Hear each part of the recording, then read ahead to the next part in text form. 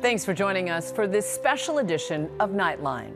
Tonight, Dolly Parton, an American legend. She died today at the age of 80. Hers was an epic rags-to-riches story, a gifted singer and actress. Her uncommon talent brought her fame and fortune across more than 6 decades. And like fine wine, she only got better and more beloved with time.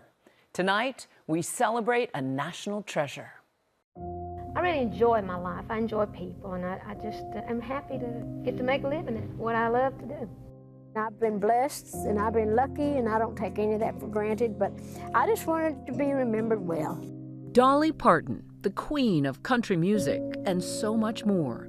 A storyteller, a business mogul, and philanthropist, passing away today at 80 years old. The icon's infectious hit songs like Jolene, Jolene, Jolene, I'm begging of you, please don't take my man. and 9 to 5. 9 to 5, for service and devotion, you would think that Stitched into the fabric of America. I want people to know there's some brains beneath the wig and a heart beneath the boobs. Ever transparent, the singer-songwriter was open about recent health struggles, speaking in a video message earlier this month. I've had a few little health issues, and sometimes I get a little dizzy, and I get dehydrated, and I'm dehydrated. And so my national doctor has kind of clipped my wings, saying, you ain't traveling this week. So I guess if your doctor tells you you ain't traveling this week, you ain't traveling this week. Her last public appearance just 2 months ago at the opening of Dolly's Tennessean travel stop, seen here on her Instagram. Team Dolly revealing she died after a brief battle with cancer. Her nephew announcing her death on social media with a nod to Dolly's signature sass.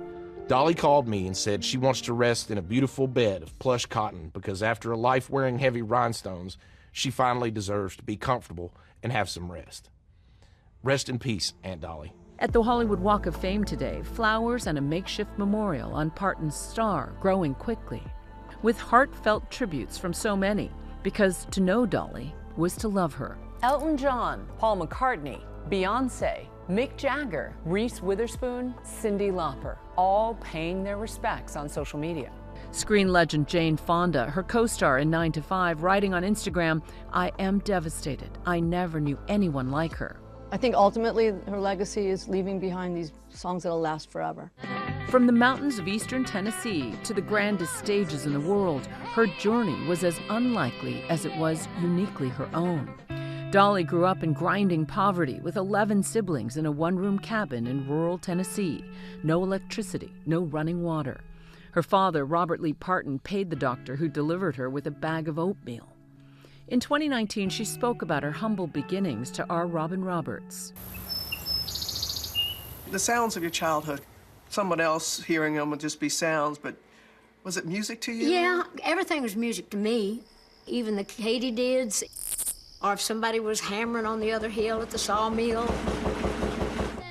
Music filled that one-room cabin, her family singing together, Dolly bringing those songs to the world. My coat of many colors that my mama made for me, made only from rags, but I wore it so proudly. The coat of many colors is the one she called her favorite. A prodigy by age 10, Dolly was performing on local radio and television. At 13, she made her debut at the Grand Ole Opry. The day after she graduated from high school, she was bound for Nashville. It's where she would meet her husband, Carl Dean. The two were married for nearly 59 years. The intensely private couple were rarely seen in public together, Dolly recounting the story of how they first met. There was a laundromat down from my little apartment where I was going to be staying, and it was in walking distance, and I had taken my clothes down there. And so the very day I go down to the laundromat, this good-looking man just drives by, and he says something like, well, what are you going to get sunburned out here? And I say something stupid like, well, what's it to you? We start talking, and 2 years later we married, and we're still married, and that was that. You just go walking in with your dirty clothes, and you walk out with... Carl Dean, 53 years, well, 55 together. That was 55 years that we met. What's the secret? Stay gone. In March 2025, Carl passed away, Dolly remembering her longtime love as a great partner, saying she'd always miss him. Her talent was boundless, her hits timeless, capturing hearts across generations. From Jolene, which she often said was inspired by a red-haired bank teller who flirted with her husband. Jolene, Jolene, Jolene, Jolene, and I To I Will Always Love You, which was later immortalized by Whitney Houston in The Bodyguard. She told me about hearing the song played at Houston's memorial. When they played it at her funeral, when they lifted her coffin up, man, it just like somebody stabbed me in the heart with a knife. It just overwhelmed me. Dolly would often take the stage alongside her goddaughter, Miley Cyrus, once performing a rock version of Wrecking Ball together during Miley's New Year's Eve party. I will always want you. I came in like a wrecking ball. Miley nodding to the legend with her own modern rendition of Jolene.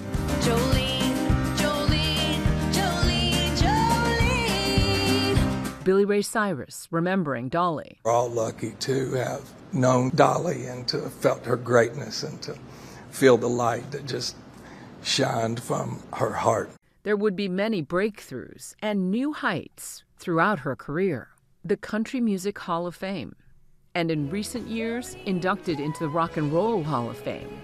I figure if I'm going to be in the Rock and Roll Hall of Fame, I'm going to have to earn it. Dolly's star power extending from the stage to the big screen, stealing hearts as Truvy Jones in Steel Magnolias. Why don't we just focus on the joy of the situation? Starring alongside Burt Reynolds in The Best Little Whorehouse in Texas. Just lots of goodwill and maybe one small thrill, but there's nothing dirty going on. First prize at a turkey shoot. And her unforgettable turn as Dora Lee Rhodes in 9 to 5. I'm gonna get that gun of mine, and I'm gonna change you from a rooster to a hen with one shot. Dolly famously writing much of the soundtrack that defined the movie and the era. Working 9 to 5, what a way to make a living. She later detailed her unique writing process while on ABC's The View. And I would just kind of do my nails, sound like a typewriter to me. And so I would work in 9 to 5. Can you hear that? I got my little mic.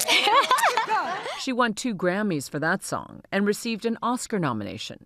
She'd go on to win 10 Grammys in all. But while her mark on music and film are indelible, it's her larger-than-life image that has become almost synonymous with her. Some lady that was doing an interview, she said, tell me that it's not true that you had breast reduction surgery. I said, are you kidding? It took me years to get them this big. Why would I want to take them down? She spoke with our Barbara Walters about her signature confidence. But do you ever feel that you're a joke, that people make fun of you? Oh, I know they make fun of me. But actually, all these years, the people, has thought the joke was on me, but it's actually been on the public. I know exactly what I'm doing, and I can change it at any time. In time, she became a mogul in her own right. Her sprawling business empire largely centered on her namesake Tennessee theme park, Dollywood, drawing tourists from all over. Ain't this a great day to fly away? It was a destination for all things Dolly, rooted in her Appalachian heritage. My lawyers and my accountants and a lot of the people that I was working with at the time thought I was making a big mistake, but it was such a burning idea in my gut and in my heart, and I knew it was right because I live by my gut, so to speak. And after I did start that, I got rid of all those people, started over with new people that did believe in my dreams. And it was very important to you to put it right here. Well, yeah, because this is my home. And I'm so happy that I've been able to have a business here and to do so many things in this area for my neighbors and my family and my friends. From retail to hospitality to books, Dolly did it all. And then she gave it all back, her philanthropy becoming a defining part of her legacy. I think I can. I think I can. In 1995, she started the Imagination Library, mailing free books to children, more than 300 million books delivered. the Library of Congress honoring her. I always think of Daddy because it was Dad that inspired the whole Imagination Library, because my dad couldn't read and write. So I wanted to do something to make him feel part of something special. Donating $1 million to Vanderbilt University's COVID-19 research that helped develop the Moderna vaccine. These are my mountains, this is my home. And when wildfires devastated parts of Tennessee in 2016, she stepped in to help, hosting a fundraising telethon to help provide financial support to families who had lost everything. And that just breaks my heart that these people, my people, in the place that I call home, are enduring these difficult times. When Hurricane Helene hit in 2024, she was there in a Walmart parking lot with a donation and a song. Helene, Helene, Helene, Helene, but we're all here to mend these broken hearts, and that's what I'm doing here, so. All that humanitarian work celebrated with an honorary Oscar just last year. My mom and daddy showed me, by example, that the more you give, the more blessings come your way. And I've tried my whole life to live by their example. Up next, my visit with Dolly, which she told me about what the future had in store. I'm going to do like Mae West. I'm going to sit in a wheelchair with my high heels on and have somebody wheel me around.